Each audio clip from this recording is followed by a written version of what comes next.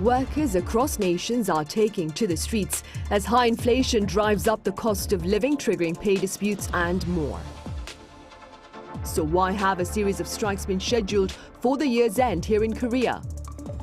What have been the broader implications of such industrial action? How can those involved manage strikes to minimize losses?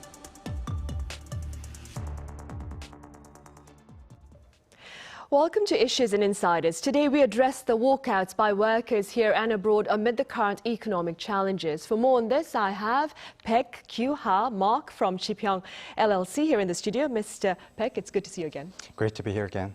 I also have Mr. Alan Shipman at the Open University over in the UK, live on the line. Mr. Shipman, it's a pleasure to have you with us. Very good to be here. Good morning. Right, Mr. Baek, we'll start here in the studio. Unionized truckers are poised to go on strike tomorrow, that would be, and this collective action looks to set off a series of similar strikes in the days ahead. First then, how do you explain this wave of walkouts, if I may, that are taking place towards the end of the year here in the country? So there are just many strikes coming this month and next month. And there is cargo truckers solidarity and public transportation unions like Subway Union and the Railroad Union. And also we have Seoul National University Hospital Union and then School Non-Regular Workers Union. So we have plenty of labor unions going on strike. And cargo truckers are demanding the extension and expansion of the safe freight rate system. And public transportation unions and Seoul National Hospital Union demand the personnel cutbacks to be canceled by the government. And then for the School Non-Regular Workers Union, they want the pay raise and better welfare systems. You can see that those strikes, all of these strikes are focused on the public sector unions. And then in my opinion, it's because the current government is trying to reduce the spending on those public sectors. And also they're taking a rather hardline stance against those labor unions compared to the Moon Jae-in government. So in the Moon Jae-in government, they were, so the labor union sentiment is like they trusted Moon Jae-in government and then they vested their support in the Moon Jae-in government, and then they argued that they were betrayed by Moon Jae-in government. But in case of Yoon Suk-yeol government, they're saying like they never trusted him anyway, but then they're seeing like this is too much for them. Right, I see. Mr. Shipman, meanwhile, back in the UK, I understand strikes there are looking to disrupt transportation as well. Would you like to start by elaborating on that? We have a concentration of strikes in the rail sector and more recently bus drivers as well. Traditionally, the train drivers, the rail unions are very strong and concentrated, whereas after privatization of the railways, the employers were quite dispersed. They have a strong strike weapon, and obviously the trains are a vital service getting many people to work. Bus drivers used not to have a strong strike weapon, but now we have a shortage of goods vehicle drivers. Many bus drivers are able to drive delivery trucks, and those are in very short supply. So they are able to push their wages up, and they have been taking pay rises which are in line with the inflation rate, currently around 10%. Elsewhere in the public sector, again, as in South Korea, there's a concentration of public sector strikes because people's pay has been held back for a long time and the government has been cutting its expenditure. So often they are not getting such big settlements because their strike weapon is less strong. They try to create disruption, but if they can't, their pay demands tend to be ignored and they get forced to settle for much less. Right, I see. And Mr. Baek, back here on the local front, unionized truckers, as you mentioned earlier, are calling for a further extension of the system that guarantees minimum wages based on operating costs. Could you tell us a bit more about this particular system and the government's current stance regarding it? So the safe freight rate system was first introduced in 2020, and it was introduced to prevent overloading and reckless driving and speeding by the truckers by guaranteeing their minimum payment per distance. But that only applied to items like cement and containers. And then they have 3-year span, so it was scheduled to be terminated this year. And the cargo trucker solidarity, they already striked in June, if you can remember, and they demanded the extension of the program. And they had a week of strike, which had a significant economic loss. And the government and then the labor union agreed on discussing the extension of the program further. But then that never happened in Congress because in the Congress, they were focusing on the budget issues.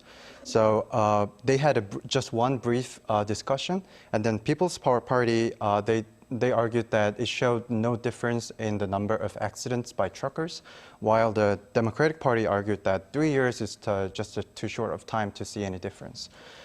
So the Cargo Trucker Solidarity went on strike to demand the same thing this time. And then yesterday, our government had a briefing on this, and then they were going to extend the safe freight rate system to another 3 years, but then they did not accept the labor unions, the other demand, which is expanding the items to other items such as steel, cars, and grains, things like that, because the government argued that those truckers make more money than the cement and container truckers. And then they also said the government will act firmly and strictly to any illegal actions by those truckers, like any violence or any interference with the substitute truckers. So that was the stance of the government. And then the labor union, the cargo truckers, said it will not accept the government proposal, and then they will go on a strike as planned. Right, and hence the standoff continues. Mr. Shipman, I also hear a planned strike there in the UK by civil servants may severely disrupt airports and seaports over Christmas. Why are they taking to the streets, and what is being done as we speak to prevent it? This is a common story across the public sector in the UK. For 10 years after the financial crisis of 2008, there were strong cutbacks in the public sector and pay was restrained. We thought we'd escaped that after the pandemic. We had a government that was committed to no tax rises and believed it could get the economy growing again. And even in the middle of this year, under the previous British Prime Minister, Liz Truss, there was a promise of an expansionary budget. They would be having more to spend. The government would be borrowing, but it would be able to fund pay increases and real spending increases in the public sector. Then the financial markets signaled very strongly to the UK, the government does not have the scope to do that. We now have another Prime Minister, another Finance Minister, being forced to raise taxes and restrict public spending again. And although they are saying there will be an increase in spending on vital services, including the health service, the education service, this can only be done if the pay of the public sector workers is held down and actually reduced against the inflation. And the workers are reacting against that. They're mostly just trying to defend their current standard of living against inflation by getting pay rises equivalent to it. But the employers are really telling them the money is not there. The government's latest announcements will force them to hold the pay down. And that is why these strikes are breaking out. And we're seeing them even in the health service. National Health Service nurses who never voted to strike before have voted to strike. And as you mentioned, ports, airports, very sensitive places that will handle people going on holiday at Christmas, they are the target of strikes by public servants who are trying to get a pay rise at least in line with inflation. Right, and Mr. Shipman, very quick impromptu question here. What is the public response to these strikes by civil servants? It's very mixed. I think many in the public are also feeling the squeeze. They recognize that these workers are simply trying to defend their living standard, that they have to strike because they've had no other response. On the other hand, the public is inconvenienced. The whole idea of the strikes is to cause disruption. And people do not appreciate that. So public opinion tends to be very mixed. People support the strikers in general. They do complain if they are affected too much by the strike, especially if it's something like trying to get through an airport and the journey being cancelled because the passports workers are on strike, or trying to get a driving license and finding that the bureaucrats there are not issuing them. So I think in general, there is public sympathy, and many in the public obviously are working in the public sector and are themselves pursuing a pay claim of a similar nature. But it's always difficult for strikers when they create too much disruption there the popularity tends to fade. Right. And staying with the broader ramifications of strikes by workers, Mr. Baek, there has been much talk about the yellow envelope bill proposed by the main opposition party here. Simply speaking, what is the purpose of this particular bill? So the yellow envelope bill was named after an incident where a female citizen donated her money to in a yellow envelope to Sangyong Motors union members when they faced a huge sum of compensation damages lawsuit by the employer due to their illegal strike. So the main purpose of the law is to limit the liability for illegal strike by those union members.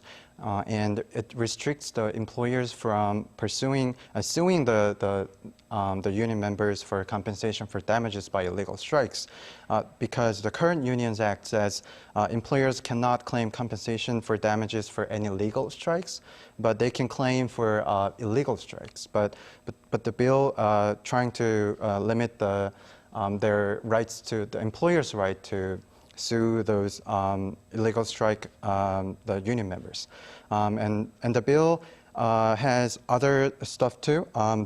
It expands the definition of the employers under the Unions Act, so that the subcontractor's employee can directly deal with the contractor company, and then it also expands the definition of strike. So that the union members can have more chances for the strike. And the yellow envelope bill also, it makes the employers to go for the damages only with the strikes with the violence and destruction. So it just changes a lot of aspects of the labor law in South Korea. Right, I see. Mr. Shipman, generally speaking, how successful have such strikes been in recent times? And in some cases, what have been the broader repercussions of such industrial actions? It does depend who has gone on strike and what their power is. We've seen in the transport sector and in sensitive sectors like waste collection, workers have been very successful. They have settled for pay increases in line with inflation because there is going to be significant damage if they go on strike for a long time. We've also seen small but powerful groups, for example, the barristers, lawyers who go into court. They had a dispute, they settled very quickly with the government. They got a generous increase of 15%, I think, on the fees that they get for fighting some cases. They're a small group, the government can afford that. On the other hand, we see large groups for which there's tremendous sympathy, like the nurses in the health service.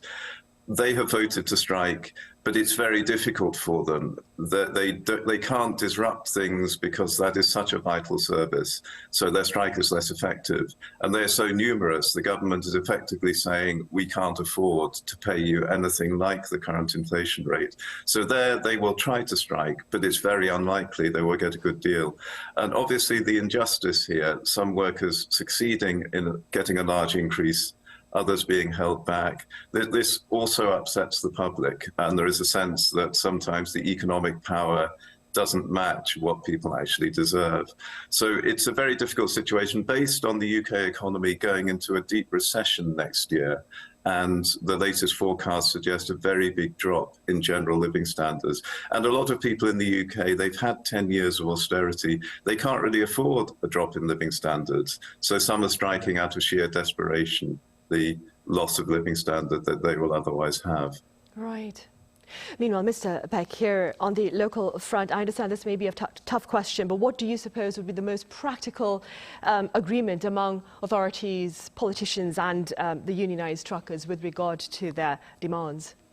It really is a tough question. The problem with the agreement in June was that they didn't have any further serious discussion with the freight rate system, and then also nothing has changed for the cargo truckers. So I think the government already offered the extension of the program for another 3 years, but then they did not allow the expansion to other items.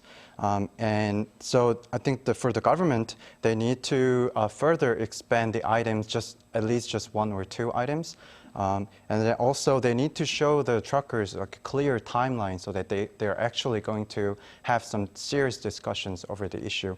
And as for the cargo truckers, they already got the extension of the three years of the system, so they got something. And then I think they need to sit down with the government and discuss about the expansion of the items for the program.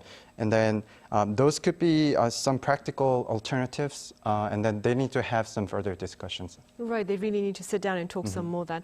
All right, Mr. Baek, as always, thank you very much for your time and your thoughts. And Mr. Shipman, over in the UK, thank you so much for joining us live at this very early hour at your end. Thank you. Right, well, on that note, we end this edition of Issues and Insiders. As always, thank you for watching. See you same time tomorrow.